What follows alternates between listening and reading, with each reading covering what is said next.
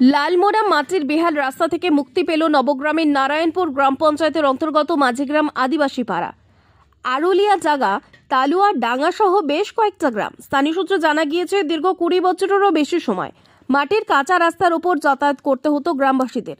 লালমোড়াম উঠে গিয়ে চলাচলের অযোগ্য হয়ে পড়ে রাস্তাটি। এলাকার মানুষের যাতায়াতের জন্য প্রায় কয়েক কিলোমিটার ঘুরপথে গ্রামে পৌঁছতে হতো গ্রামের বাসিন্দাদের।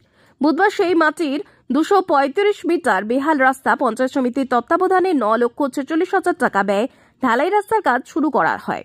কাজ শুরু হতেই খুশি গ্রামের বাসিন্দারা। এদিনের এই ঢালাই রাস্তায় ফিতে কেটে নারকেল ফাটে উদ্বোধন করেন নবগ্রাম পঞ্চায়েতের সমিতির সভাপতি রূপলাল মণ্ডল, নারায়ণপুর গ্রাম পঞ্চায়েতের প্রধান উত্তম মণ্ডল, উপপ্রধান সিরাজ শেখ, গ্রাম পঞ্চায়েতের সদস্য সঞ্জয় সোরেন, স্থানীয় অঞ্চল নেতৃত্ব ও গ্রামবাসীরা। আমাদের এই রাস্তাটা হওয়াতে অনেক কাজটাই উপকার হয়েছে, কারণ আমাদের এই রাস্তাটা একবারই জখম হয়ে পড়েছিল, কিন্তু রাস্তাটা হওয়াতে আমাদের অনেকটাই এখন ভালো এবং ভালো অনেককেই বলা যায়, কারণ আমাদের চলতে আসতে যেতে একটু ভালো লাগবে।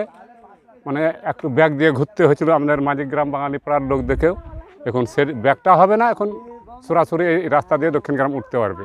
আগে এই রাস্তাটা কি ছিল, কাঁচা ছিল কি? আগে ছিল একটু একটু করে মোড়াম, লাল মোড়াম ছিল, তার আগে কাঁচা ছিল। যে লাল মোড়াম হওয়ার পর এখন এই যে ঢালাই শুরু হতে লেগেছে। প্রায় কত বছর আপনারা কষ্ট করলেন এই রাস্তার উপরে? না করে মোটামুটি 15-16 বছর হবে। আপনার নাম? আমার নাম সন্তোষ হাসদা।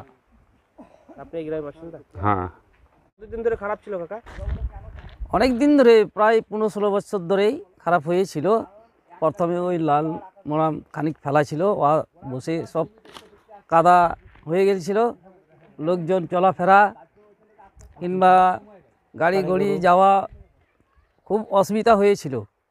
তবে এখন দেখছি এই রাস্তাটা হওয়াতে আমাদের অনেকটা উপকৃত। আজকে আমাদের রাস্তা উদ্বোধন হয়েছে। এটা অনেক দিনকার দাবি ছিল আমাদের, একটা ঢালাই রাস্তার। এটা আমাদের সম্পূর্ণ আদিবাসী এলাকায়। তো প্রথমে ধন্যবাদ জানাই আমাদের মুখ্যমন্ত্রী মমতাকে, যিনি BCW ফান্ড থেকে আমাদের এই সুন্দর রাস্তা উপহার দিয়েছেন।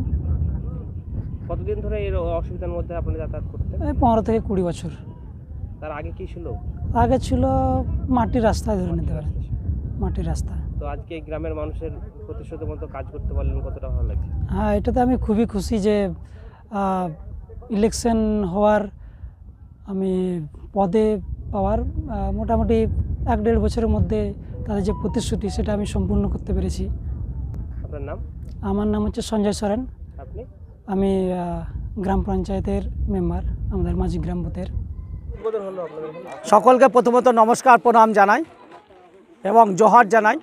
আজকে আদিবাসী অধ্যুষিত এলাকা আরুলিয়া ডাঙ্গা এবং মাঝিগ্রামের মধ্যে সংযোগস্থলে যে যোগাযোগ কেন্দ্রবিন্দু, আমরা বিভিন্ন দিক থেকে লক্ষ্য করে দেখেছি এই রাস্তাটা যোগাযোগ হলে অনেক বহু দূর দূরান্ত ঘুরে এসে আমাদেরকে মাঝিগ্রাম আসতে হতো, কিন্তু এই রাস্তা যোগাযোগের ফলে আমরা খুব বাইপাস দিয়ে খুব দ্রুত এবং অল্প সময়ের মধ্যে এই রাস্তাটা হলে পরে আমরা ঢুকতে পারবো। এই রাস্তার ফলে এলাকার বিভিন্ন রকম মানুষের বিভিন্ন রকম গ্রামের সঙ্গে যোগাযোগ হচ্ছে এবং আরুলিয়া, মাঝিগ্রাম, এদিকে পূর্বগ্রাম, এদিকে বিষ্ণুপুর, সমস্ত কেন্দ্রবিন্দু যোগাযোগস্থল এই রাস্তা। এখানে যে রাস্তাটা আজকে উদ্বোধন হচ্ছে, সেই রাস্তাটায় মূলত 3টে গ্রামকে সংযুক্ত করেছে।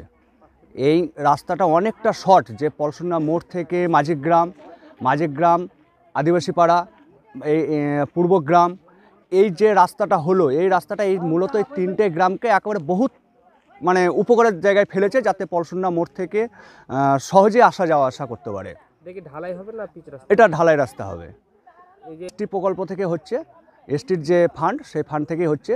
235 মিটার ব্লকের তত্ত্বাবধানে হচ্ছে পঞ্চায়েত সমিতি, আর 235 মিটার রাস্তা, 9,36,000 টাকার অ্যামাউন্ট। আপনার নাম? আমার নাম উত্তম মণ্ডল, আমি নারায়ণপুর গ্রাম পঞ্চায়েতের প্রধান।